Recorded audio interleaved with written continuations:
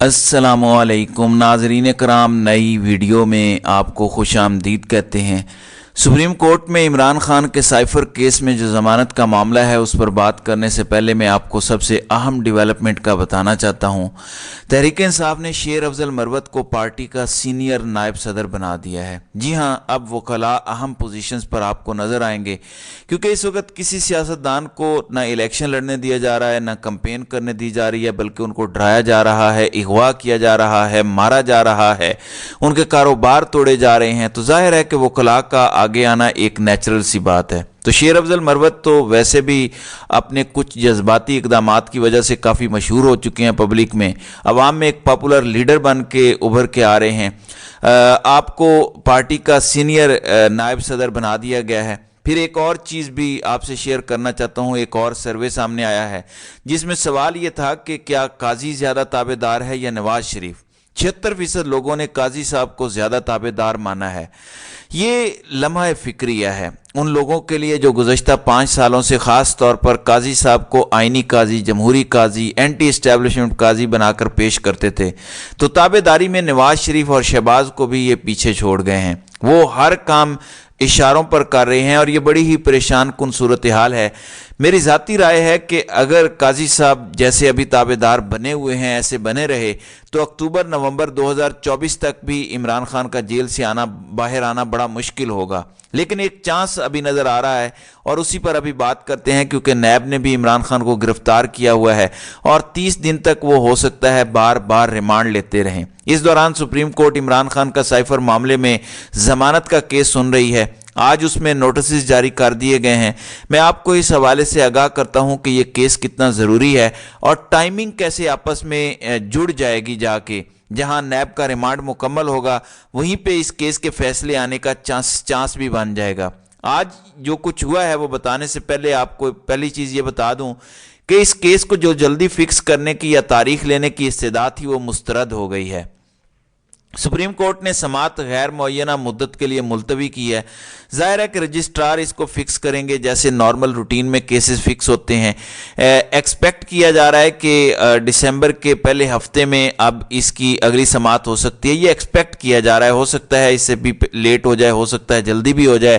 اس case کو سننے والا بینچ جسٹس سردار طارق مسعود، جسٹس عائشہ ملک اور یحییٰ آفریدی سن رہے ہیں۔ اس میں 2-3 اتنی اہم چیزیں سامنے آئی ہیں کہ میں سمجھتا ہوں کہ سائفر معاملے میں ضمانت لازماً ہو جانی چاہیے۔ سب سے پہلے تو جو 2 نکات سامنے آئے اور جو ججز کی جانب سے انکریج کرنے کی کوشش کی گئی ہے عمران خان کے وکیل کو، وہ یہ ہیں کہ آپ ان چیزوں پہ پلی لیں، جس میں سب سے پہلے یہ ہے کہ عمران خان کی ایج 71 ایئر ہے۔ جب آپ 60 اوور ہو جاتے ہیں تو عام ملزم کی نسبت آپ کو ضمانت ملنے میں آسانی ہونی چاہیے، جیسے خواتین کو بھی عموماً ضمانت مل جاتی ہے۔ ویسے اگر آپ کی ایج زیادہ ہے، آپ بزرگ کیٹیگری میں آتے ہیں تو تب بھی آپ کو ضمانت یعنی میرٹ پہ جائے بغیر ضمانت آپ کو مل سکتی ہے۔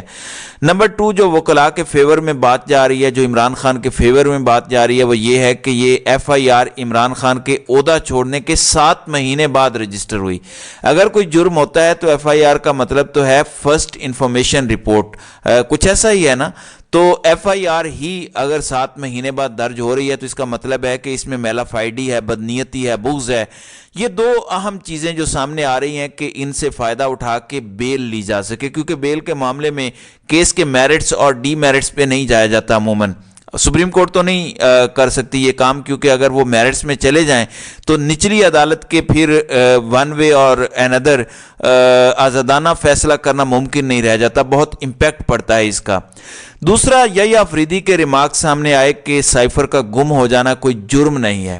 ایک اور بڑی اہم چیز سامنے آئی، سردار طارق مسعود نے کہا کہ سائفر کا جو کوڈ ہوتا ہے وہ تو ہر ہفتے تبدیل ہو جاتا ہے، یعنی جو دفعات ڈالی گئی کہ کوڈ لیک ہو گیا، حالانکہ کوڈ ویسے تو لیک ہوا ہی نہیں ہے۔ سائفر کا جو ترجمہ ہوا، جو سمری کی جاتی ہے، اس کی ایک کاپی کہہ رہے ہیں کہ گم ہو گئی ہے، یعنی ترجمے کی، تو کوڈ تو اس میں ویسے بھی نہیں ہے، لیکن انہوں نے کہا کہ کوڈ تو ویسے ہی تبدیل ہو جاتا ہے، یعنی نیچرل سیکیورٹی کو اس سے کوئی خطرہ نہیں ہے۔ اگر اصلی سائفر گم بھی ہو جاتا، اگر اصلی سائفر بھی کسی کے ہاتھ لگ جاتا تو کوڈ تبدیل ہوتے رہتے ہیں، اس کا مطلب ہے کہ کوئی خطرہ نہیں ہے۔ لیکن یہ ٹیکنیکل باتیں ہیں، نہ مجھے اس کے بارے میں پتہ ہے, شاید سردار طارق مسعود کو بھی پتہ نہ ہو, اور ٹیکنیکل باتیں جب FIA والے آ کے بتائیں گے تو پتہ چلے گا کہ واقعی کوڈ تبدیل ہوتا ہے یا نہیں, لیکن یہ بات بھی عدالت میں کی گئی ہے. پھر جسٹس عائشہ ملک نے ایک بڑا زبردست نقطہ اٹھایا. انہوں نے کہا کہ وزارت داخلہ کیوں اس کیس میں مدعی بنا ہے. دیکھیں, اگر سائفر گم ہوا ہے یا سائفر کے معاملے میں کچھ بھی ہوا ہے تو اس میں تو وزارت خارجہ کو کمپلین کرنی چاہیے, FIR وہاں سے آنی چاہیے. یہ وزارت داخلہ کی طرف سے آ گئی ہے. انٹیریئر منسٹری کا کوئی کام ہی نہیں تھا یہ سب کرنے کا جو وہ کر رہے ہیں. تو یہ سارے نکات جب سامنے آئیں گے اگلے ہفتے, جب لگے گا 2 ہفتے بعد, جب بھی کیس لگے گا, عمران خان کو ضمانت ہی ملے گی سپریم کورٹ سے, بظاہر ایسا نظر آتا ہے. ایون بہت سارے لوگ ہوپ فل نہیں ہیں, لیکن مجھے لگتا ہے سپریم کورٹ کو ضمانت دینی پڑے گی. ایسا نہیں کر سکتے کہ اتنے بڑے فورم کو اتنا متنازع بنا دیا جائے ایک معمولی ضمانت کے کیس میں. چلیں کوئی بڑا کیس ہو تو پھر تو کہا جا سکتا ہے کہ سزا ہم نہیں ختم کر سکتے, یہ تو محض ضمانت کا کیس ہے. اب صورتحال یہ ہے کہ جب نیب نے عمران خان کو پکڑا ہوا ہے القادر کیس میں, تو نیب کو بھی جب تک یہ کیس دوبارہ لگتا ہے اور جب تک ضمانت ہوتی ہے, نیب کا بھی ریمانڈ پورا ہو جائے گا, جوڈیشل ہو جائیں گے عمران خان, اور اس کے بعد عمران خان کو اس میں ضمانت مل سکتی ہے. عمران خان پر ایک اور کیس بھی ڈالا ہے بددیانتی کا, امانت میں خیانت کا, کہ کوئی 50 لاکھ روپیہ کسی سے لیا نمل کے لیے. تو جتنا گھٹیا لیول ان لوگوں کا ہے اتنے ہی گھٹیا لیول کے کیسز بھی بنا رہے ہیں. اب عمران خان کسی سے 50 لاکھ روپیہ لے کر غائب کر دے گا, خیانت کر دے گا, جو کروڑوں اور اربوں اپنے بیگوں میں لا کے شوکت خانم اور نمل کے لیے چندہ باہر کے ملکوں سے جمع کر کے لاتا ہے, وہ کسی سے 50 لاکھ روپیہ لے کر غائب کر دے گا. مطلب کوئی الزام تو اچھا سے لگاؤ, لیکن کیونکہ یہ چھوٹے اور بونے لوگ ہیں اس لیے گھبرا گئے ہیں.